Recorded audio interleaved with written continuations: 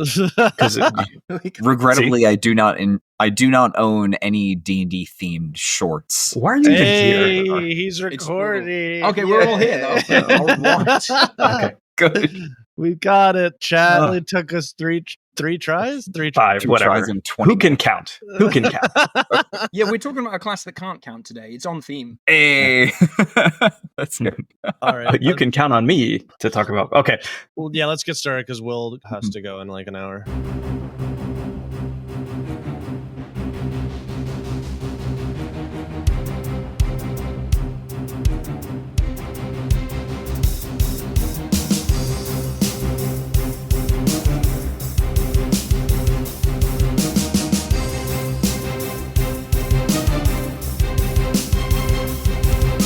Welcome to the RPGBOT.Podcast. I'm Randall James, and with me is Tyler Campstra. Hi, everybody. And Ashley Lai. And Ashley Lai! I got you for 2 minutes of playtime. And joining us today, we have a special guest with us, Will. Hey, everybody. It's great to be here. Awesome. Nailed it. Tyler, what the hell is happening? All right. After some frightening technical difficulties, we're here to talk about... Do you mean rage-inducing? Rage, yeah, honestly. Yeah. We're here to talk about the 2024 Dungeons & Dragons Barbarian class changes. We've brought on Will to join us as a guest. If you're not familiar with Will, he is best known for D&D shorts on YouTube and TikTok and everywhere else you'll find fine, entertaining video. He's also the lead designer on Ryoko's Guide to the Yokai Realms, which kickstarted, I believe, mid last year at this point. Yeah, I'm the lead mechanical designer. So, yeah. And yeah, I think it was pretty much a year ago, almost. I think it was early September we launched, September 12th. All right. Oh, yeah, that's almost exactly a year from when we're recording. All right. So, yeah, Will, we're very excited to have you here to join us. I understand Barbarian was your first class that you ever played. It was the first. Yeah, Really? I rocked up and I was like, "What's the easiest one?" And they were like, "Barbarian." I was like, "I'll take that. I'll take it." Perfect. All right. Well, then this should be close to home for you. Let's go ahead and jump right in. So, quick look back at 2014 Barbarians. What were all of the problems that we had with Barbarians in 2014? Just rattle them off, guys. What made you sad about those Barbarians? I mean, the biggest problem was probably their melee focus and the fact that if there was something that was flying out of your reach, I guess I'm just going to hang here and twiddle my thumbs.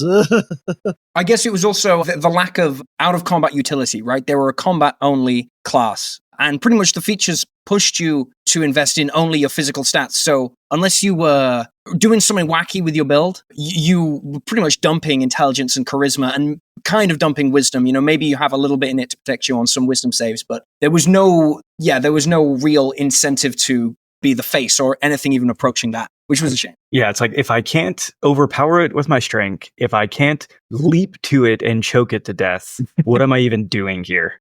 Yeah. So like in social based games or like, political intrigue games, you just have the barbarian in the back just being like, if I don't hit something in the next 10 minutes, I am legit going to rage. Yeah. Yeah.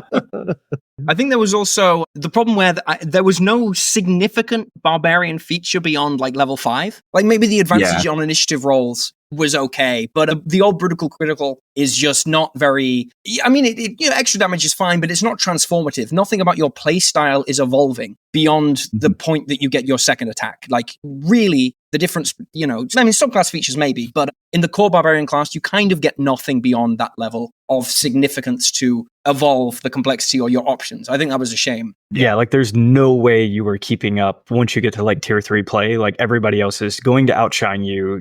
Like you said, your play loop is exactly the same as it was at level 5. That experience sucks. Yeah, I mean, you brought up brutal critical, and it was brutal critical was supposed to be the answer for the barbarian keeping up with like fighter and stuff like that. But we've talked extensively on the podcast how mathematically doesn't work that way. Right. It's just you just end up doing much, much worse than fighters at higher levels. Works out to about 1 damage per round per die. It's like literally the increase in the rage damage bonus is more significant than brutal critical. It's very sad. So let's hop into the 2024 rules then. Let's see what we got. So we're going to do this the same way we did previous classes. We're going to stick with the core class up front. We're going to talk about some of the key differences between the 2014 and the 2024 rules. And then once we go through that, we'll come back and we'll go through the subclasses. So with that, let's talk about class features. Yeah. All right. So starting right off, the big one, Rage. You know it, you love it. It defines the Barbarian. It always has. We got some surprisingly big changes to this. Like, I'm honestly impressed how far they went with it, considering how unchanged Rage has been since like the beginning of 3rd edition. So extending the duration to 10 minutes, already huge, giving you the ability to maintain Rage just by spending a bonus action without having to do anything mean. And then letting you extend Rage by forcing a saving throw, which is fantastic. And they apparently added that specifically to support Dragonborn Rangers, which, sure, I'll take it. Whatever. Such a random subtype to focus on. Yeah. Well, I mean, they're going to be in the Player's Handbook right next to each other. You'd hope that they work. That's fair. Yeah. Unarmored defense, still basically the same. Weapon mastery, we've talked about that at length on the podcast, so we won't bore you with that again. But I do have one thing. So, you know how at the beginning I complained that one of the biggest downsides of Barbarian in the 2014 rules was that they didn't really have an answer for ranged options or like flying. Weapon Masteries kind of fixes that. We talked about tridents and how tridents are going to be the go-to thing for barbarians against flying creatures. Like, you're flying? Not anymore. Remind folks, what is the trident weapon mastery? So the trident is you can use it as a ranged weapon, and it has the topple feature on it, the topple weapon mastery. So when you hit a creature with it, it has to make a save or fall prone. And if falling prone while you're flying means you land on the ground. Yeah. So beautiful. Barbarians, if you're worried about flying enemies, just carry a bunch of tridents with you. It's like, we're playing Duck Hunt. Let's go. Oh God, I'm calling it that now. As we're going through, I guess, on Rage as well, it's worth noting that the Rage damage bonus, I think, is unchanged. It's still +2, then +3 at level 9, +4 at level, is it 16? 16. Right. Which I don't know if we want to jump right into like complaining. But I think I always thought this could be tied to proficiency bonus. I always thought that. Yeah, I feel like it's an unnecessary divergence from this established mechanic you have of proficiency rising. I don't think barbarians would be broken with a +6 rage bonus at level 20. I really don't. And they certainly wouldn't have been in 2014. I mean, I don't know if you guys agree, but I always thought that rage bonus is quite low. I agree. Agreed. Yeah. I'm curious to see how it works out with the changes to 2-weapon fighting, if we're going to see more 2-weapon fighting barbarian builds so that you can capitalize on that rage damage bonus more. Like, I need to run the math and see if it's worth it compared to just using a 2-handed weapon, but it works a lot better now, so it's possible. I think it's using weapon masters. Go ahead. I was going to say, I think 2-weapon fighting might outstrip that extra attack. If you had a +6 on every attack, it might well outstrip at high levels to take the 3 attacks with daggers or short swords or something. I don't know if short swords have the nick property, but something with the nick property to give you 3 attacks might work out. But then you're giving up 3 weapon master. So. True. I believe short swords have the Vex property. Yeah, which gives you advantage. Gosh, scimitars are your scimitars are your nick weapon for slashing, daggers for piercing, light hammers for bludgeoning. So, like, there's one for each damage type. What are the weapon masteries for hand axes again? Or just Vex. like, is it Vex? Yeah. Yeah. I don't know why Vex. Why not? I mean, I'd be pretty vexed if someone hit me in the head with a freaking hammer. Like, it does seem like appropriate. That's fair. In that sense. Yeah, that's fair. But that applies to most of the weapons. So I don't. Yeah. Actually, honestly, it doesn't matter what you hit me in the head with. It's going to vex you. It's like, it's weird. Pissed isn't a weapon mastery. I don't know why. It extra sucks to be hit in the head with an axe, though. Yeah. Splitting headache. Okay. Oh, all right. Terrible. So danger sense is basically the same. Actually, I think they changed it so you no longer have to see the source of the effect. I forgot to put that in the show notes, but like they found that was leading to arguments at the table. It's like, you can't see the source of the lightning bolt, but you can see the lightning bolt coming. Do you get advantage or not? So you just get advantage, just as long as you're not incapacitated. Yeah, it feels like kind of a direct response to our barbarian optimization episode, because we did complain about that. We're just like, just give them advantage on dexterity saving throws. It's not that big a deal. Because, that was one of the most frustrating things about that feature, was just arguing whether you could see a thing or not. I do agree as well. There's been one of the better design choices across this book. They've not been consistent with it. There are still areas where I think they've failed a little bit on it. It is just the reduction of unnecessary complexity. Why do you have to see that? Why do you have to see the source? Yeah. It's just another thing that you have to remember, that you have to think about, that adds an unneeded level of nonsense to the book. For the purpose of enjoying the game, it's advantage on dex save. So let's keep it that. And that's the design philosophy I take through everything I make. And whenever I'm reviewing other people's homebrew, I'm always saying, like, I understand the flavor, but just make it as simple and fun as possible. And I think this is an example where it's a tiny change, but it's just making it better. So let's keep it. Yeah. That's good advice. All right. Reckless attack, very, very subtle change. So in the 2014 rules, reckless attack affects all attacks until the end of your current turn. It now affects all attacks until the beginning of your next turn, which means you can finally use reckless attack with opportunity attacks, which everyone I knew who played a barbarian already thought it worked that way. Yeah. I thought it worked that way when we did our barbarian episodes. Like, wait, you can't use reckless attack on your off your turn? What? That's so stupid. It's more of that reducing unnecessary complexity, like Will said. It was confusing that you didn't get it. It makes so much more sense and it feels so much better. Yeah. All right, level 3, you get your subclass. We also get Primal Knowledge. So this is basically the same as the optional class feature in Tasha's. They just rolled it right into the class permanently. So this is going to be nice. Barbarians are going to get a few extra skill proficiencies. It does still have that same problem, though, where you are still selecting skill proficiencies from the Barbarian's class skill list. So it's still a very, very narrow pool of skill options. So, like, the extra proficiencies are nice, but I don't know that's actually going to fix the Barbarian skill issues. Well, one thing, I don't know if this was in Tasha's, because if it was, I don't remember it. It allows you so that you can use strength for the check, even if it normally uses a different ability, which is quite good and makes intimidation kind of worth taking as a barbarian. Like, most DMs I know allowed people like barbarians to use strength for intimidation because it kind of makes sense that you would. Perfectly makes sense. Yeah. So now that you can do that, and it just makes certain abilities that weren't worth taking more worth taking now. Granted, you do have to be raging to get the benefit, but it's still nice that we have some more flexibility on the skills. I do love that acrobatics is now also going to be a strength check under this, though, because now, like, I look at athletics and I look at acrobatics, and it's like male gymnast. Like, they've just combined it into the same thing. Yeah, I mean, like, that is very funny. Like, acrobatics and athletics are now functionally the same skill for barbarian. We're going to find out this whole time, like, the length of Olympic gymnastics events has to be capped at 10 minutes because that's when the rage wears off. Yeah. Luckily, and we'll talk about it in a little bit, they won't be exhausted at the end, so that's exciting. That's true. Yeah. Okay. All right, so I almost overlooked the strength to ability checks thing. That is important. In my opinion, this is the biggest change to the barbarian because it does actually make them useful outside of combat. It also makes rage useful as a non-combat thing, and stealth, perception, intimidation, like all of those skills that you expect. I know, stealth. Yes. I love the image of a barbarian rage stealthing, just like...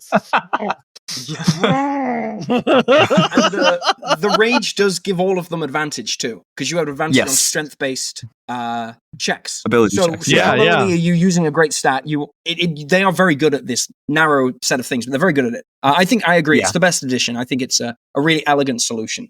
Very clever. Yeah. Remember how we said that in those political intrigue campaigns, barbarians just had nothing to do? Well, now you can. Now you can just be like, go up to the stuffy noble who's being sort of brickwalling you, and just like, tell us what you know. or you can angry stalk in their bedroom and steal the notes. It's going to be great. It's like you're not actually doing stealth though. You're calling it stealth. You think you're being stealthy. It's just intimidation again because you make eye contact with somebody. It's like I didn't see a thing. Yeah, tell anyone and die. But you said it with your blank dead stare. It's great. It's fantastic. All right. Level 4 ability score increases, same as always. Level 5 extra attack, fast movement, same as always. Level 6 subclass feature. Level 7 feral instinct. So I feel like my brain is leaking out of my ears here. I listed advantage on initiative. I'm pretty sure they already had it. I just can never remember what feral instinct does. Yeah, that's right. So feral instinct in the 2014 rules, you had advantage on initiative rolls, and if you're surprised at the beginning of combat and aren't incapacitated, you can act normally on your first turn, but only if you enter your rage before doing anything else on that turn. So they removed that. Because again, surprise rules have changed. Yeah. Okay. So yeah, that is kind of a nice improvement. I mean, I'm going to rage on my first turn of combat anyway, but it's nice that I don't have to, technically. Yeah. They also added a new feature at 7th level called Instinctive Pounce. Yes. Which allows you to move up to half your speed whenever you enter rage. Which, gets you right into combat. It's fantastic. It does. And of course, we already have fast movement, so for most folks, that is going to be 20 feet, maybe more. Yeah. So I can get melee range. Which is usually enough to just get into melee range. If it's not enough, hey, you still have movement. Doesn't technically use your movement, so you can move 60 feet, and probably that will be enough, unless your DM hates you. Yeah. And Instinctive Pounce is another one of these features where essentially we had it as an optional role in Tasha's. We're just bringing it in. We're making it permanent. Curious Quasit in the chat. I know. All barbarians are now cat girls. Change my mind. I don't want to. Now I want to see a barbarian, like a big muscle-bound dude with like a loincloth, and he wears cat ears. Cat ears. It's part of the intimidation. It just goes ooh, whatever you. Yeah. Ooh. I'm sure I've told this joke on the podcast before, but our knowledge domain cleric build, the canonical, like the correct spelling for the Egyptian god of knowledge, Thoth, is like OWO. Oh, so what's this? Literally asking God a question. We're moving on. Anyway, at level 8, ASL a little bit. All right, and then level 9. This is formerly where we got brutal critical, and then the barbarians' 12 levels of suffering began. 11 levels of suffering. I can count, I promise. Now we get brutal strike, and this is the barbarians' fun new toy. So everyone's going to have a ton of fun with this if you're lucky enough to get to level 9. It does replace brutal critical entirely, but we ran the math. Even giving up advantage, brutal strike still does more damage than brutal critical. That's hilarious. Yeah. We win. All right, so let's go through. What is brutal strike doing for us? So you're going to give let's see, you have to be using reckless attack first, like must have that. So everyone's going to get advantage to hit you. You give up advantage, not just from reckless attack, but any source of advantage on the attack. And then you can apply a rider effect if you hit. And the starting effects are 15 feet slow or push 15 feet, both of which are pretty good. You can get kind of the same thing from weapon masteries, but they also stack, which is pretty great. Oh, God. I think the only thing that I'll mention, I feel like is worth wondering about here is it would have been cool if this didn't tie into reckless attack, I think. Like, why not advantage from any source? You know what I mean? You can surrender advantage from any source. It's just a shame that if you have advantage from another reason, whatever, maybe you've knocked someone prone, right? And it's a shame that you still have to take the advantage on all incoming attacks to access these features. Just something to think about, perhaps. Yeah, I'll buy that. Tyler, I want to correct something you said. You said that this impacts all strength-based checks. So reading the language, if you use reckless attack, you can forgo any advantage on one strength-based attack roll of your choice this turn. Yeah. Sorry, I may have phrased that badly, but you do give up any source of advantage on the attack. On that attack. Yeah. But then you can, if you have extra attack, for instance, you would have advantage again on that next attack. Yeah, and you would also have advantage on any opportunity attacks you make. So you're just giving up one instance of advantage. Yeah. For an extra D10 of damage plus the rider effect. So yeah, it's pretty good. But it's going to add more of the problem that we have with weapon mastery, which is like, cool, melee combat is now functionally dead.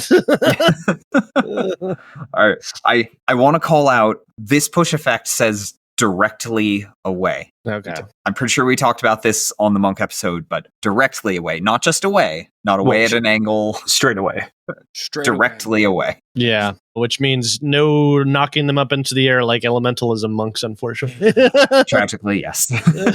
Only monks get to do that now. Which, to be fair, is on brand for monks. It's crazy, isn't it? It's crazy. If you allow it. Yeah, it's unbelievable. An extra like 60, 10 a turn if you build into it. Yeah. 66 or whatever. Anyway, sorry. We're talking about barbarians, but yeah, what a crazy. Yeah. Now, if you grab Crusher, you still get to move creatures 5 feet, so you can move them 5 feet up and then directly away. It still works. Stop. Let's fight at the table. The most obvious way to do the combo. Or they left it there just for you, Tyler. You need something to write about. They gave it to you. You know what you're doing right now, Tyler? You're making whoever was in charge of editing this book want to shoot up because it's just like, I give up. I can't win this, guys. They missed an obvious exploit, and we still can't. Hey, can't wait for 2034. Yeah, 2034 edition. Yeah, for real. Oh God. 5.75? I don't know. Anyway. All right. At level 10. 2034 edition, also known as Screw You RPG Bot. Just 3 classes and optimize this. Yeah. I will. Watch me.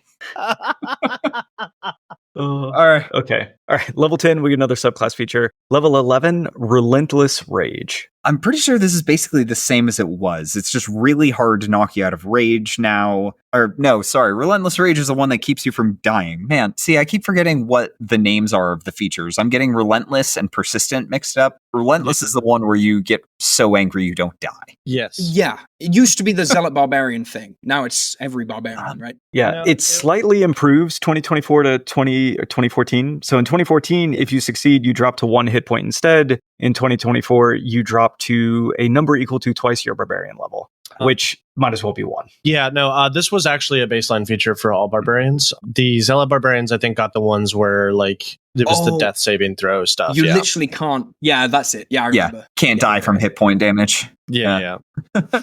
All right. Level 12, ability score increase. Level 13, we go right back to Brutal Strike because that's the fun toy at high levels. Improved Brutal Strike, we get 2 really cool new rider effect options. The first one is the target takes disadvantage on its next saving throw. Absolutely fantastic. And then Sundering Blow, the next attack against the creature from someone other than you gets +5 to the attack roll. Now, I just want to say I'm so glad that they brought Sundering back from 3.5. Sundering's awesome. It's cool. Yeah. One other thing worth saying for Staggering Blow is the target creature also can't make opportunity attacks until the start of your next turn. Oh, did I miss that? Oh, yeah. So that can be nice. Like, hey, yeah, they're both good, aren't they? Yeah, like it sets up your wizard friend or whatever to banish them or something. Yeah. Or your rogue to hit them with like a real bad. The one thing I will say about the Sundering Blow thing, I feel like it would be more impactful if we were doing the Pathfinder 2 rule of if you roll 10 or higher, it's a crit. It's a crit. Because, +5, it's nice, but if you just roll higher, it doesn't really do anything for you. Yeah. Yeah, depending on the circumstances. Like, I was always going to hit. Look at me. Come on. Yeah. Exactly. Yeah, I think this is definitely going to be very powerful. I think Staggering Blow is going to see a lot more play than Sundering Blow, personally. I think, like, you hit something with this, disadvantage on their next save, Wizard hits them with Hold Monster, and then the Barbarian just keeps hitting them with Staggering Blow for the rest of the combat. And that's it. That is how all fights go.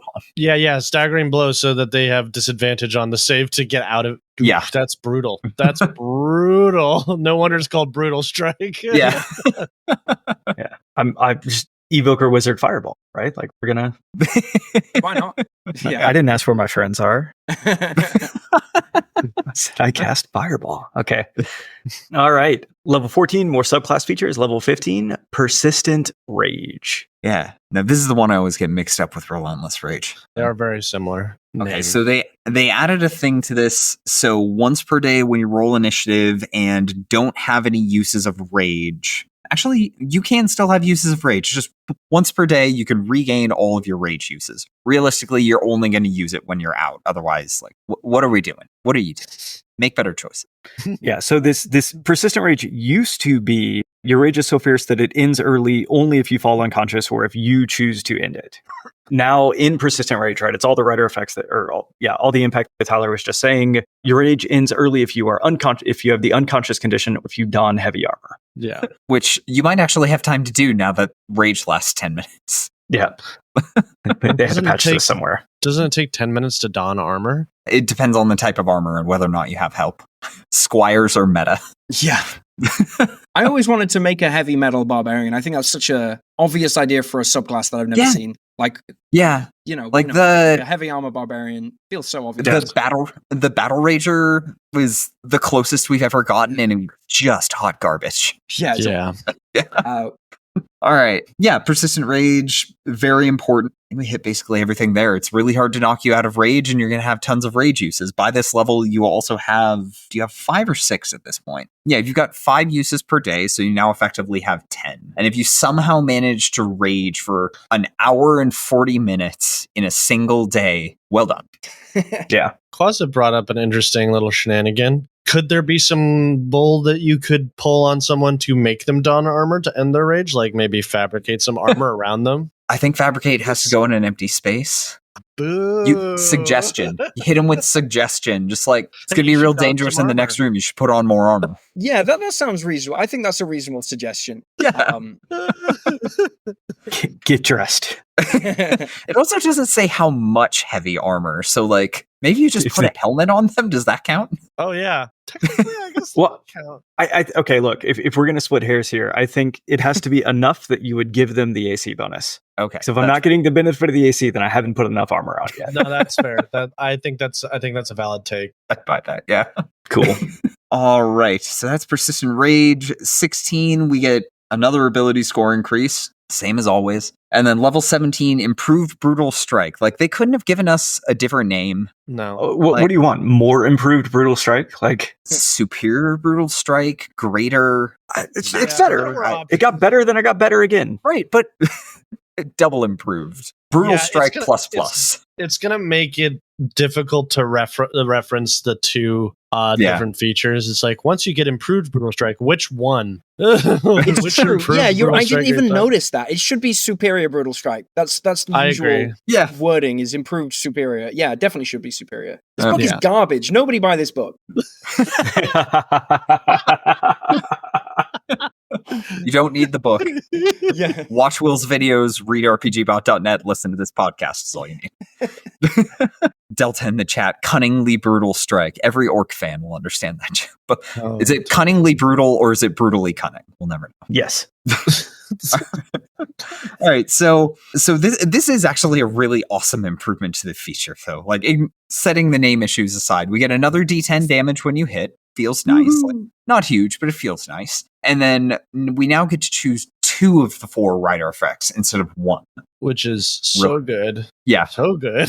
Like, now you can like push it away and give it disadvantage on its next saving throw. Yeah. Oh man. So good. Yeah. And if you throw in weapon mastery in there, like, you're hitting and dealing 3 rider effects with your attacks, just all kinds of trouble for other people. Or push it away and hamstring it. So now its movement is reduced by 15 feet. And so it's like, good. Like, when you go run back over here, I'm going to hit you again.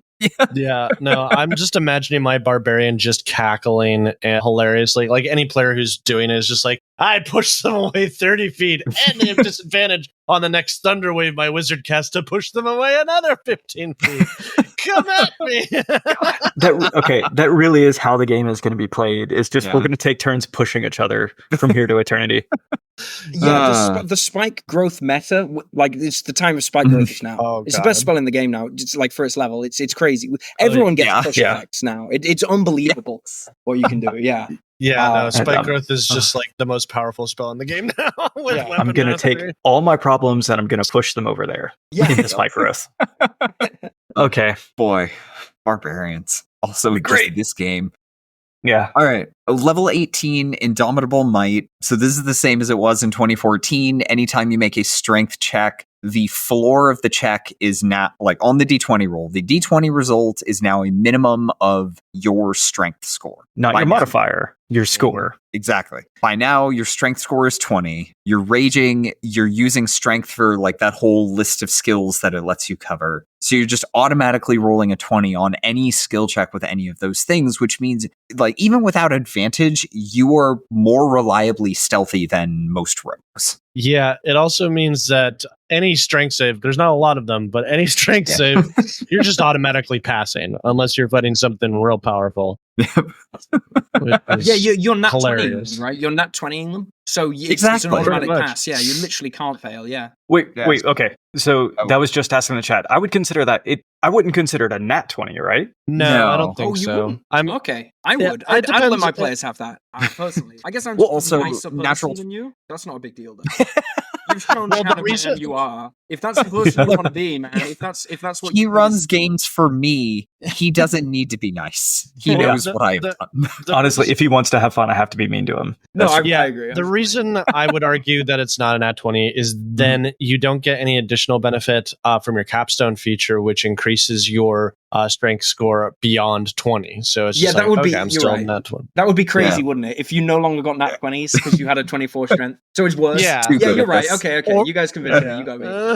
Also, natural 20s only apply on attack rolls. Same with natural ones. Like almost everybody I know damn, is that households not- it, so it applies Is a on nat 20 saves. not Yeah. a guaranteed save? It's not a guaranteed save on a nat 20. No, No. yeah, technically, rules is written. I've ruled it. Mhm. I've ruled it opposite of this way forever, so you're not alone in Yeah. having this misconception. Nat 20s only apply to attack rolls. Yeah. It's not an automatic success on a skill check, and it's not automatic success on a saving throw. Ah, Yeah. I But mean, for everybody skill hates check, that and has Uh-huh.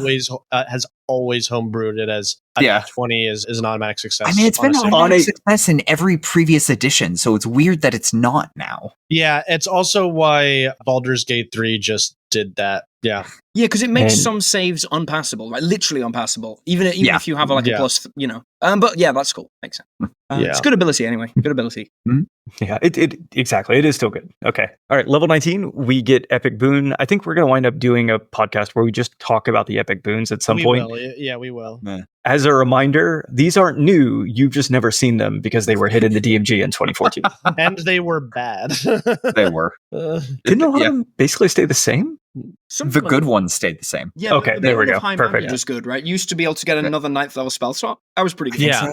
Yeah, Yeah. that was. There were some good ones, but also the fact that I think with Epic Boons now, it also increases one of your attributes by +1 beyond the capstone. So it's Yes. specifically designed for high level play.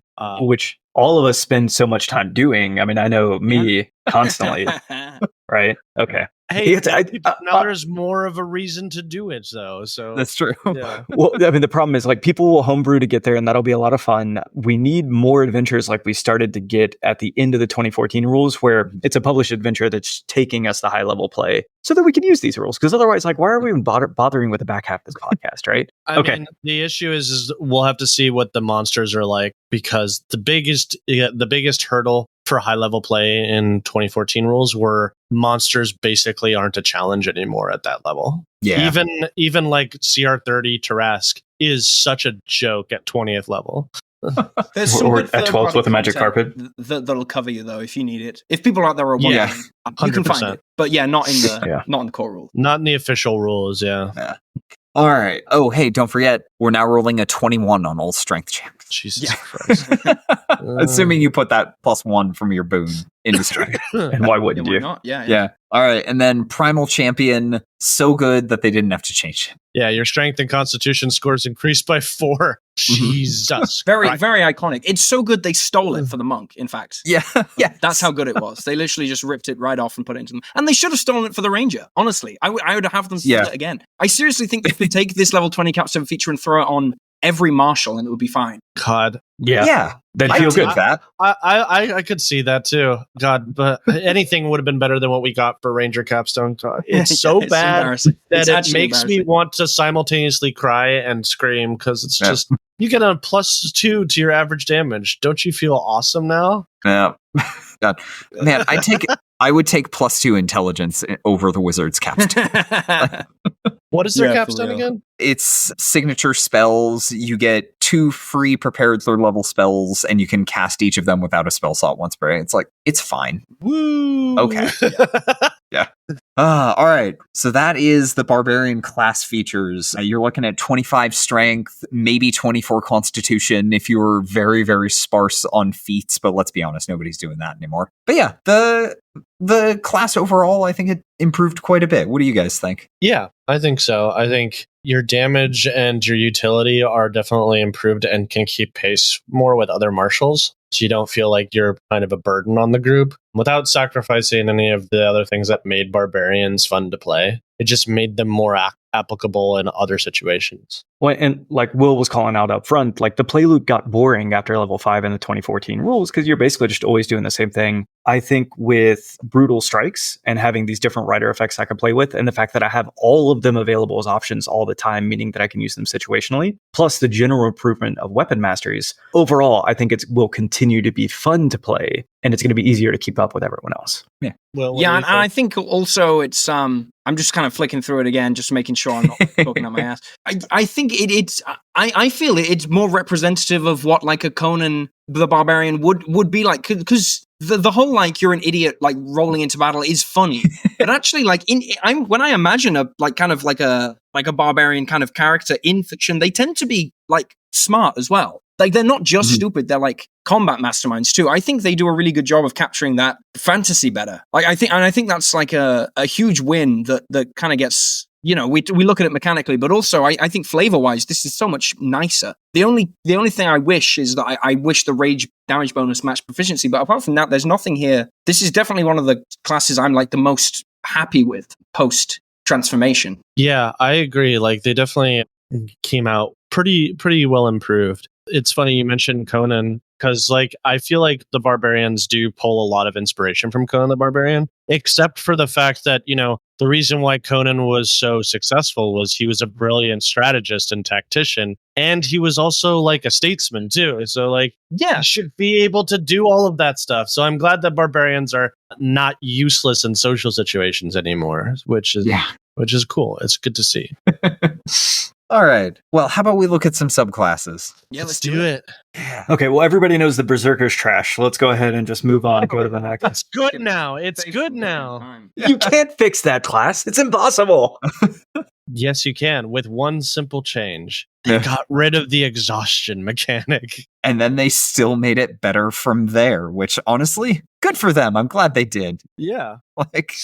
Yeah. Okay, so they reworked Frenzy. So previously, Frenzy let you make an additional attack as a bonus action if you've also frenzied when you raged. So for a lot of barbarians, like that was a 50% damage increase. Like I guess 100% at low levels, 50% once you got extra attack. You know what I mean? But as bonus actions became more and more of the system, like it became very clear in the 2014 rules that when they published the Players Handbook, they had no idea how useful bonus actions were going to be as a mechanic, which is why like the things that used bonus actions just felt so haphazard. I think you're completely right. The problem with the Berserker really came down to that pretty much every barbarian ever had Great Weapon Master, the old Great Weapon Master, which gave you a bonus action attack anyway, very often. So to have that taxed off you, unfortunately, it was just not valuable. It just didn't cut through enough. So I'm really happy to see this new one not cannibalize your bonus action in the same way. Yes. Yeah, so it wasn't just, we all meme upon the exhaustion mechanic with Berserker, but there were a lot of problems with Berserker, not just the exhaustion. But yeah, Frenzy's good now? Yeah. It's weird to say that because Frenzy was so bad for so long. But instead of using a bonus action to get an extra attack, the first target you hit on your roll while your rage is active with a strength-based attack gets extra damage equal to a number of d6s equal to your rage bonus, which is quite good. Yeah. But again, it would be better if the rage damage bonus scaled off your proficiency, because then you'd be rolling that would make this d6. Yeah, that would be crazy. So that's definitely a feature you'd have. That's a lot. Yeah.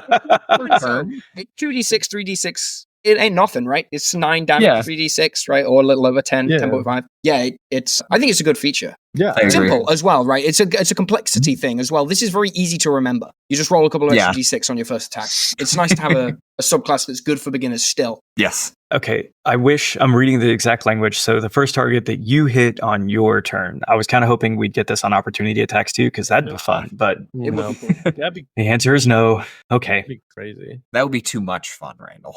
Can't have that. Yeah. That's for wizards. Wait, hey.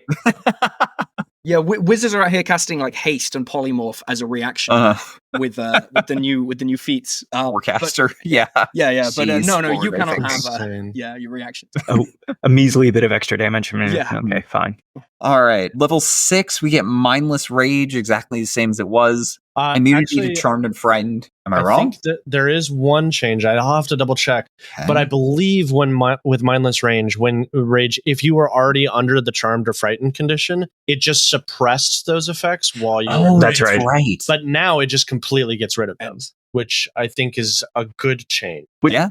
Usually by the end of the rage, you've killed the thing that made this happen. So but yeah, I think it's a good simplification because it probably didn't matter. Yeah. So I'm looking at the 2014 rules. If you're charmed or frightened when you enter your rage, the effect is suspended for the duration of the rage. But also I think they changed it because your rage now lasts 10 minutes. So if you haven't gotten rid of the thing that's doing that after 10 minutes, you've done something horribly wrong. Yeah. Nice. All right. Level 10, we get Retaliation. So I'm pretty sure this is exactly the same as it was in the 2014 rules, but it was their 14th level feature. Now it's level 10. This is the one where if you get hit by an attack within 5 feet, you can counterattack as a reaction. So nice. Good extra attack. You don't get to apply the frenzy bonus damage like we talked about because it is only on your turn. You do get to apply the reckless attack. That's true. Yeah. That's true. Mm-hmm. And that feels really good. Yeah. All right. And then 14, Intimidating Presence. So this one drove me a little nuts in the 2014 rules because once you got Intimidating Presence, the most useful thing that the Berserker could do is pick an enemy, start a staring contest, and then just stay there. And that is you want to maintain the distance with frightened. Yes. Exactly. Yeah, and you could just lock an enemy out of a fight by doing that. But it's like, that's not fun. I don't want to do that. Am I Enchanter Wizard? Jeez. Poor Enchanter Wizard. I mean, in a sense, this has the same problem, right? It's a mass frighten, but the best part of frightened is definitely limiting creatures' movements, but you want to be next to creatures anyway. So that's true. It can keep them from moving towards your allies, and if there's a lot of enemies in the area, like focus on the important ones, let the other ones just stay scared and hang out in the corners. That might help. But yeah, it's not a blunt force hammer like most of the subclasses. So you do have to actually kind of think about it. Well, but so they can be frightened, and then you could still use your movement to get to them, and then you can start beating them up. Yeah. And because it's your bonus action, like you can't use your bonus action to extend rage, but you know what you can use to extend your rage? Punching someone in the face. Oh, well, you force them to make a save, so that extends your rage. Oh, yeah. Okay, good. We're done. Yeah. Beautiful. There's definitely combos. Oh, sorry. You go. Well, what I was going to say was that, I mean, the big upgrade, as Tyler was saying, for this feature is before, if you wanted to extend it, you had to use your action to do it. So you were essentially just stuck there if you wanted to frighten someone, spending your action to just continue to stare at them, which, okay. And I feel like that when I read this, I'm thinking about reach weapons and bugbears. You know, I'm thinking about essentially locking an enemy out of combat with you. You know, if they're frightened of you and you hit them from 10 feet away, it's a slaughter, right? Like, assuming you can outreach them, they can never approach as long as they're failing that save. Yeah. And it comes with your strength modifier too. So it should be a pretty good DC. It should be, level 14, at least a 19 or an 18. Yeah, at least by a now. 19. Yeah, so. Yeah, it's real good. Wasn't it? I think it was charisma based. Like the save was charisma based in 2014. Let me see. Like Winston. Oh yeah, equal to 8 plus your proficiency bonus plus your charisma mod. God, garbage. My minus charisma. Oh bad. Yeah. Yeah. So bad. Well, I mean, right. The whole point of the Berserker is you're meant to be mad. Yeah. I got it. Multi-bill ability dependent. I got it. All right. Okay, fellas. They love their dad jokes here, Will. I'm so sorry. I know. We got it. What are you guys? I have been long suffering on this podcast. Yeah, we good. All right. Okay, so next up, Wild Heart. So this was formerly the Totem Warrior. and they made a lot of changes here. So I've mentioned before, I used to be a moderator on RD&D back when it was tiny, and then as it grew into the massive whatever it is now. One of the most common rules things that I constantly found myself clearing up on the subreddit was, as people played a totem barbarian at high levels, they felt like they weren't having fun by being locked into one animal that they picked at level 3, and we constantly had to clarify, you're not. They just share the names. Pick a different animal. I mean, we'll go through the subclass, I guess, but it's an interesting one. I'm curious to what you guys think about it. Well, just a quick clarification for those who aren't aware. Why did they change the name from Totem Warrior to Wildheart? It's, again, part of that movement that WotC's been making that's much appreciated to get away from the cultural appropriation and cultural signifiers, like with monks changing key to focus points so that you're not locked into that Eastern aesthetic and it's not cultural appropriative. Totem Warrior was kind of a little bit problematic with First Nations people and stuff like that. So glad that they moved away from that. Yes. There's been a couple of things like that, isn't there? The mobile feat has been renamed. The feeble mind. You can kind of understand why when you think about it. Yeah. Yeah. There's a few things. This is one of them. But let's talk about it. Yeah. Let's do it. All right. So level 3, you get Animal Speaker, which gives you the ability to cast Beast Sense and speak with animals as rituals. Now, I don't think they had this in 2014. So did they? what Spirit Seeker. They had Spirit Seeker. So at 3rd level, when you adopt this path, you gain the ability to cast the Beast Sense and speak with animal spells, but only as rituals. I mean, that's kind of cool. I want to see a barbarian having an angry, shouted conversation with a squirrel or something.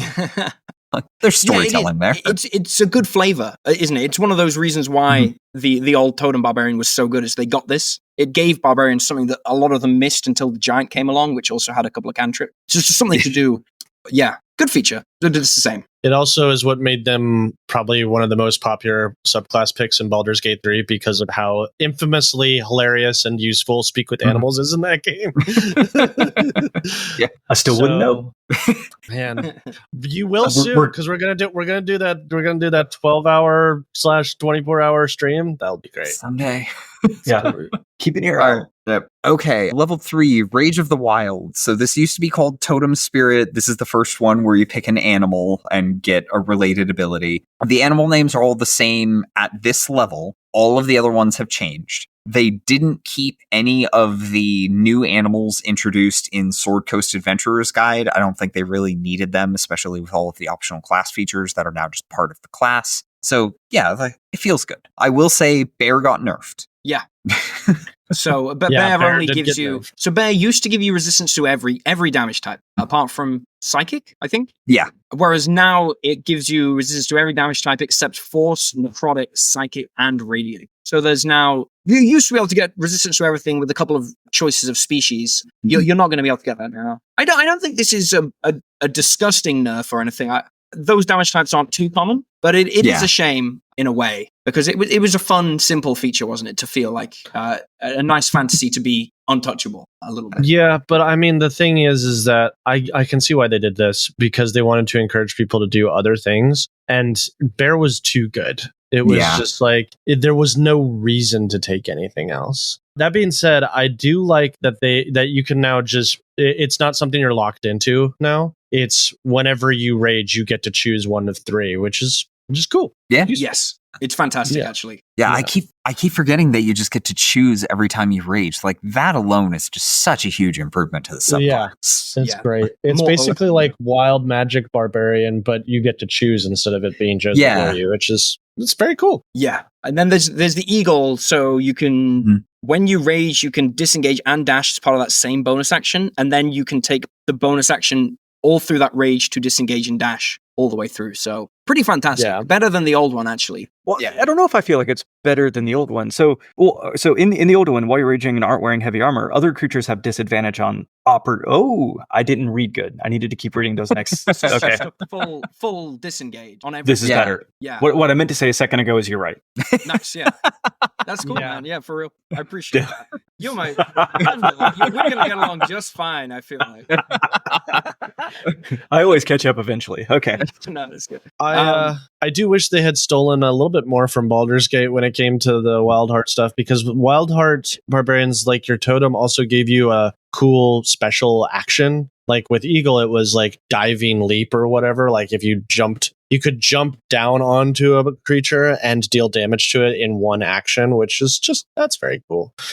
But yeah, no, definitely an improvement. It's a play style on its own, right? It's the dash in, attack, dash out vibe. Yeah. And honestly, I'm curious to see if people embrace that as a barbarian, because most people play barbarian like a tank. Like you run in, you take hits, you deal hits, and then you stand there until the other guy falls down. So I'm curious to see if people will actually use this for hit and run. But with push weapon mastery and then brutal strike with the push effect on that, like you can launch enemies 25 feet away and then run so far back that there's no way they can get to you. And since you also get to dash with this, you have enough mobility that you can still get to them most of the time. So yeah, I could see this being good. Yeah, I think the only downside to this one is it's the only one of the three that is consuming your bonus action every single turn. So true. It is by far the most dominating over your abilities, right? You're far more limited. You're not going to get use out of a lot of like other race species features and stuff. Like you can't do. I immediately thought, oh, could you be a centaur? You know, where when you move up a certain number of feet, or is it a minotaur? When you move a certain number of feet towards someone, you get a bonus attack against them, or something like that. Unfortunately, it won't work.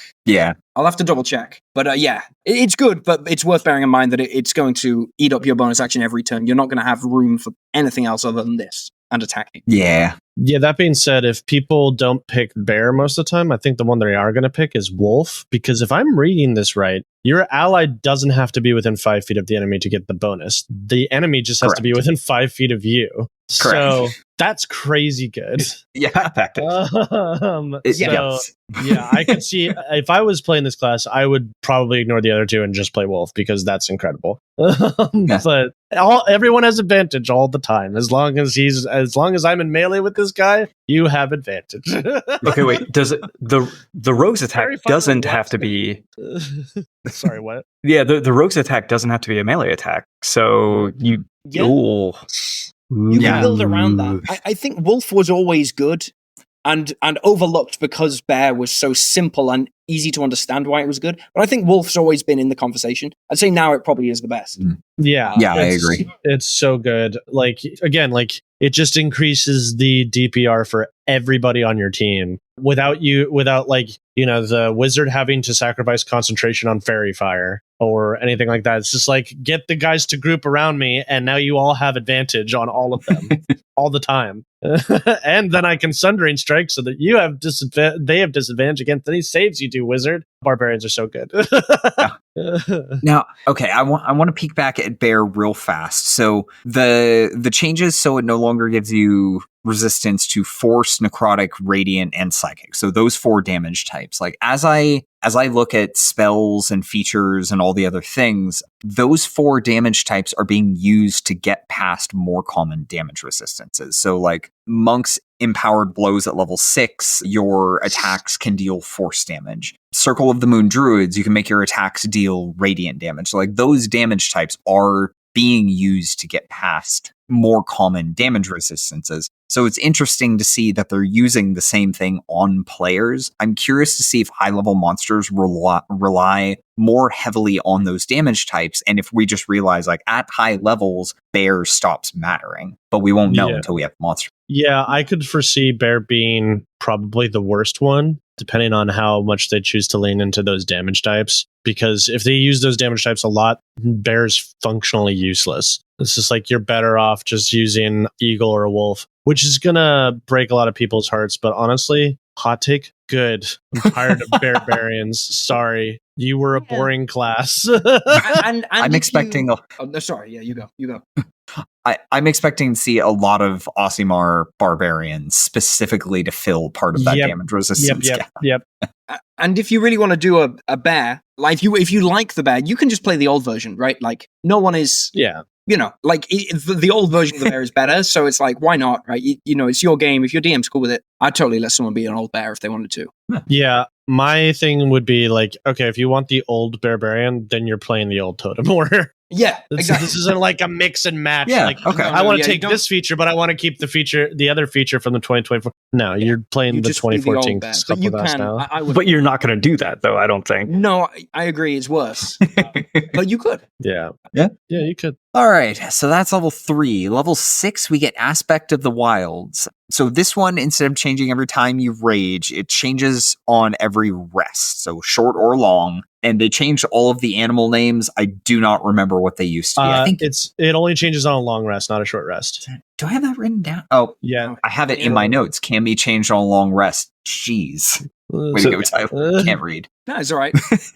What do you guys think of these? Should I read these out? So Owl gives you dark Yeah, go for it. 60 feet of dark vision or extends your dark vision by 60 feet. Panther is a climb speed equal to your speed, and Salmon is a swim speed equal to your speed. All fine. They're all fine. They're not like anything game changing. They're just okay. I mean, it's better than it used to be. I don't know if I agree, because the aspects were more interesting, at least. I think the old ones were more interesting. I agree. I liked the eagle that let you see a mile away. I think that was really fun. That was cool, yeah. But these are gonna. The idea is obviously, we're going to sea tomorrow. Let's pick up the salmon, right? But I think this is a non-transformative feature. Like, I think often you might not even notice you've got a level 6 feature, right? Which is always a shame when a feature is like that. Yeah, the old one, the eagle was cool. I agree. I'm here with you. Okay, the bear mattered for your carrying capacity, your encumbrance, which nobody cares about. And the wolf also gave you advantage on push and pull effects. So, like, if you were pushing someone before weapon masteries, it was useful for that. Well, strength checks to push, pull, lift, or break objects. Oh, object. Yeah. Never mind. Yeah. And then for the wolf, it's I can track. Wait, cool. Yeah, it was really the eagle was the only one, but I liked it. Right. Yeah. I'm not saying that's my truth. You can't take that from me, Randall. I won't even try. That's my truth. Just every day I see a mile. Yeah. This comes back to my whole thing that the reason why I had complaints against the Ranger was, sure, may not have been useful, but the flavor was there, and I wish they had leaned a little bit more into that, because I guess a movement speed it's fine. It's fine. Can we break? What do you want me to say? Speed? I was going to say, I feel like is it doable? I've never done it. I've never found a way to be like, oh my god, climb speed makes this crazy. If you have a tall enough wall, grab the grappler feat and you can move a grapple at full speed. I just put this up on the site a couple days ago. Tabaxi open hand monk build where you can run enemies up a wall like 800 feet and then drop them.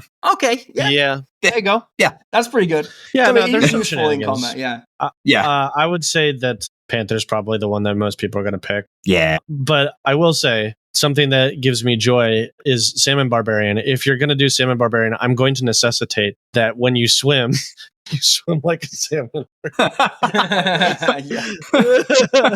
Because that's just funny to me. I love that. Okay. While I'm thinking about dark vision, I have a complaint about dark vision in the 2024 rules. We're going from the 2014 trope of the room is dark, everyone says I have dark vision. Now it's the room is dark, everyone says I have dark vision, and the DM has to say, okay, how much? And the answers range from like 30 feet to like 300 feet. It's like, oh god, why? Again, makes me want to go back to Pathfinder 2, where very few people have dark vision. Yeah. And even only a few people have low light vision. So it's just like, why does it matter if anything's dark anymore?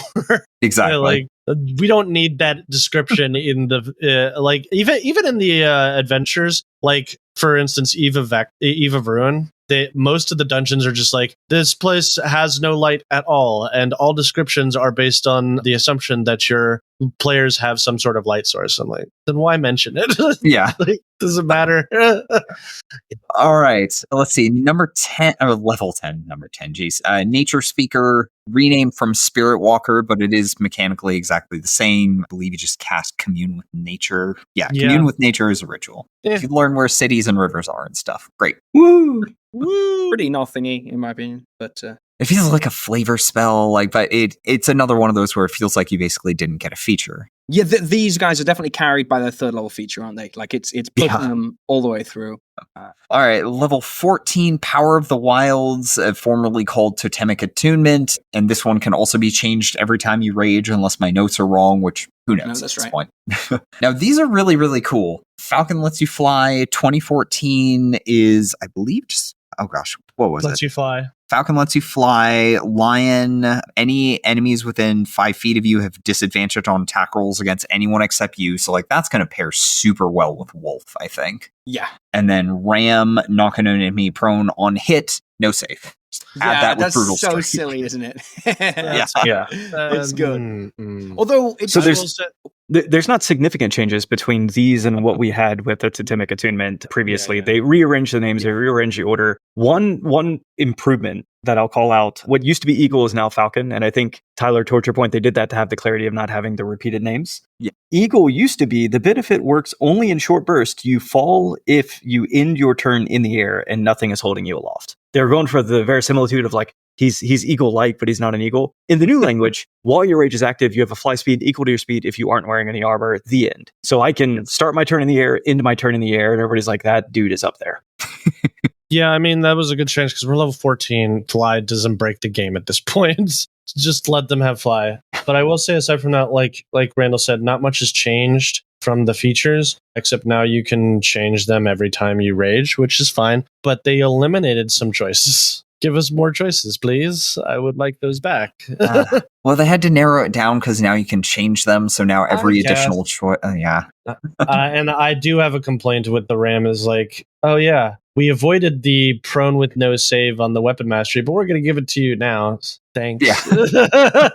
I don't know. Prone without a save bothers me. It's very real. Well, you shouldn't have been. Why'd you let me hit you then? That's what armor class is for, Ash. And it is melee attack only, so you can't knock people out of the air with spears. You know, you do have to do what, as we talked about earlier. But it does mean like if you're fighting against like a troll or something, every turn they're just going to be on the ground. Every turn. True. Yeah. Every single turn is them having to spend half their movement to stand back up, only to be knocked back down again. Yeah, it used to cost a bonus action. Hell. Yeah, It's going to be hell. So the fact that it's just like, if I hit you with advantage... You will. Yeah. Yeah, you could even ready your action, couldn't you, to knock them down the second they stand up? If you want to be like a jerk about it. You know, it might not be optimal, but it's funny. Which is everything. Glad just so you guys know as well, I'm down to 9% battery. So we've got time, but like there is a ticking clock element to this whole thing. Yeah. Would you say that your laptop is facing exhaustion? It might be getting a little bit of exhaustion. That's it. Okay. Well, I think that's a good time. Let's talk about Path of the World Tree. Yeah, let's briefly touch on World Tree, and then I guess we got to let Will go after that. Okay. We can talk about Zealot. I don't think you want to talk about Zealot, Will. It's okay. Yeah, my opinion on Zealot is that it's maybe technically better, but less flavorful. Like less fun. Yeah, and not as good as the others. So why pick it? But anyway. Okay, so World Tree, shiny new toy, brand new subclass, the first new one we get in the new rules. It's real cool. Level 3 Vitality of the Tree. You get temporary hit points when you rage, and at the start of every one of your turns while raging, you get to hand out temporary hit points to a nearby friend. It's real nice. Yeah, you're basically kind of like a low-grade healer. It's so funny. Yeah, and like if you rage ahead of time, you can just pass out temporary hit points to everybody in the party. You get 10 minutes of rage. Like next time you're in a fight, everybody's got a bubble. You're ready to go. Yeah, exactly. It's fantastic. 2d6 is not to be sniffed at, you know? Like seriously. And and it goes up to 3 and then 4. It adds up. It's no Twilight Cleric, but it adds up. Definitely. All right, level 6, Branches of the Tree. So I think this is the one that gets everybody's attention because it is really, really good. When a creature starts their turn within 30 feet of you while you're raging, as a reaction, you can force them to make a strength save or be yanked adjacent to you. And you can choose to reduce their speed to 0. So like the reason it's a choice, the speed reduction, is so you can use it on your allies. Yeah. But most of the time you can use it on your enemies, yank them next to you, prevent them from moving away. Like they're right there for their entire... I'm going to go stand next to this cliff. I'm going to yank you to this unoccupied space next to me with no ground beneath you. Let's party. Yeah. It's silly, right? I mean, if you're an Aarakocra, you're 30 feet in the air, you just pull them 30 feet, reduce their speed to 0, they take 3d6 fall prone, and they can't get up. I mean, it's broken on a flying race, honestly. I actually think I know that's clickbait garbage nonsense to say, but I actually think this is silly on a flying race. If you just hover 30 feet in the air and you can pick someone up each turn, I know they have to fail a save, but still, I mean, it's whack how good this is. Well, you can't play an Aarakocra anymore, so So Yeah, they're not in the book, right? They're gone. yeah. But anything with a fly speed, a fairy, genuinely, it's redonkulous. But it's also fun. It's funny. It's quite stupid and hilarious. As if that weren't enough, you also get battering roots, which increases your feet by 10 with a melee weapon. Your reach. With any melee weapon that has heavy or versatile property, which is so stupid. It's so good. Now, it is only on your turn, though. Okay, but still, it's still very good. Yeah. And, you can get this to stupid levels. Like, if you also add in like a polearm, now your reach is 15 feet greater. So you have a 20-foot reach. And then if we allow bugbears, look, it's now a 25-foot reach. It's so stupid. You get a pike, you get the push weapon mastery, and you just let your long arms way over here out of frame. Get back. God. Oh, man, so good. This subclass is going to cause so much trouble. Oh, yeah. When you hit with such a weapon on your turn, you can activate the push or topple mastery property in addition to a different mastery property you're using with that weapon. God. It's going to be great. Yeah. I'm going to topple you. I'm going to slow you. You're basically not going to be able to move ever again. Yeah, no, again, just more evidence that the melee meta is dead. Yeah. All right. Level 14, travel along the tree. Yes. All right. So this is basically short range teleportation, bonus action, 60 feet. It's essentially free Misty Step as long as you're raging. In addition, once per rage, you can teleport 150 feet, and when you do so, you can bring up to 6 willing creatures, which hopefully that's your entire party. Hopefully. Yeah, I mean, if you're playing with more than 6 players, I'm so sorry, DM. Well, that's 7, first of all, because it's you plus your 6 That's friends. true. And Yeah. So Familiars, then 8 people? Horses. Yeah. What about my mule? I will go back for your mule next time I rage. Just have them follow us along the canyon. That's reasonable. Yeah, that sounds miserable. Cool. Yep. All right. Do we want to move on to Path of the Zealot? All right. I'm worried about Will's battery. I'm on How's your battery 7%. doing? Do I need to? Will I need to like upload after we finish? Does my laptop need to be on? Yes. Okay, that's yeah. probably the problem. Shoot. Yeah. All right. Let's just briefly touch on Zealot then. Let's not go through all their features because they didn't change super much. No, it's basically the thing where you could be resurrected for free is now instead you can heal yourself as a bonus action. Woohoo! That's it. Not even a lot. Like, yeah. Okay. Perfect. Yeah, you can do that anyway with the durable feat now, just if you Yes. wanted to. So there are other options for that. It's not a bad subclass, but it's not very exciting. So, and I mean, it's on the same page as the World Tree. I mean, it's pretty devastating for them to stand next to them. Yeah, it's like you versus the guy she tells you not to worry about kind of situation. Yeah. Is in touch with nature, can really reach out and touch you. Okay, and we meant to say it a second ago, it's worth calling out. If you're thinking, that Path of the World Tree sounds pretty cool, I'd like to read more, there already is a subclass guide posted on the RPGBot. We'll have a link in the show notes. You could go take a look. All right, so let's look at this overall. We talked about the problems for 2014. I feel like we felt like a lot of things got better. Now that we've gone through the subclasses, I'll ask the easy question. Is the 2024 Barbarian better than the 2014 Barbarian? Yes. Objectively, yes, it is. Okay. Is it better than the Tasha's Barbarian? Yes. Yeah. Yes. Also, yes. Okay, good. With the par of how things have improved across the board for 2024, net, is the Barbarian a winner or a loser? I would say it's overall a winner. Yeah. I agree with Will that there are still areas that could use improvement, like with the rage damage bonus scaling. And Zealot is really kind of not great right now. Yeah. But the other 3 subclasses are all really good. I mean, Path of the World Tree is going to be the favorite class now. Yeah, it's great. But yeah, no, I think they're in a good place. Yeah, I think, Ash, I think you hit Will? it pretty much exactly. Yeah. What do you think, Will? Oh, sorry, I missed that. Yeah, I agree with everything you said, dude. You summed it up perfectly. Yeah, you nailed it. It's not bad. I'm not unhappy with it at all. I'm a pretty cheerful guy anyway, but I definitely don't look at the Barbarian. I'm not upset. And, the old version isn't going anywhere. So if you don't like it, you don't have to play it. You can play the old one, if you want to. So, but this is a case where the new one. Yeah, it's a case where I would be amazed if someone was like, I want to play the old Barbarian now. I actually would be very surprised. Same. Yeah. I would say the only complaint I have with the Barbarian is, again, it makes me nervous with all of these, push and slow mechanics that just add on to the problems that we talked about with weapon mastery, which just it is more and more evidence that melee combat is kind of not the way to go anymore, which sucks. But we'll have to see how it plays before I have full judgment on it. Yeah, I mean, I don't know. We talked about this when we actually talked about them. What I'm hoping for, what I'm anticipating, is that everybody is going to agree that meta is boring, so neither DMs nor players are going to engage with it. And if they do, they just can't come to my table. That's all. Yeah, I mean, again, if I run the 2024 rules, I'm putting saves on those weapon mastery properties. I know it'll slow down the games, but it's the only way to keep melee combat relevant, in my opinion. Cool. All right. Well, Will, thank you so much for being with us today. Yeah, it was an honor. Honestly, it was so cool to properly meet all of you in one place. I'm down for this anytime you want to chat. It's so much fun. Yeah.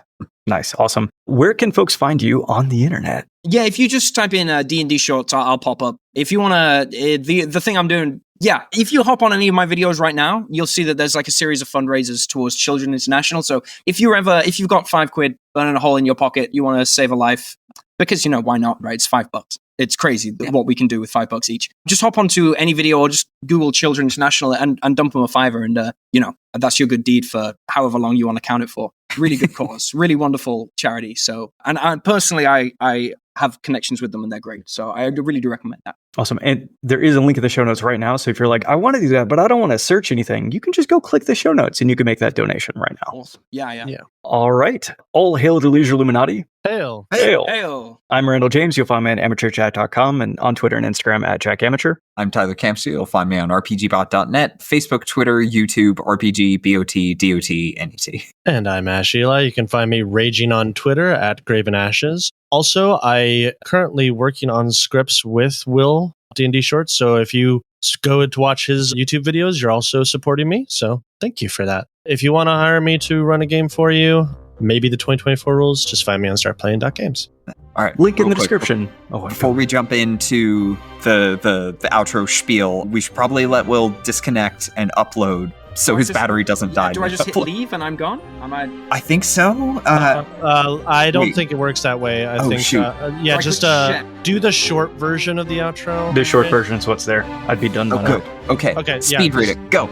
If you enjoyed the show, please rate and review us on Apple Podcasts and rate us on Spotify or your favorite podcast app. It's a quick, free way to support the podcast, helps us reach new listeners. You'll find links in the show notes. You'll find affiliate links to source books and other materials linked in the show notes, as well as on RPGBOT.net. Please also consider supporting us on Patreon, where you can find all kinds of great rewards. You find us at patreon.com/RPGBOT.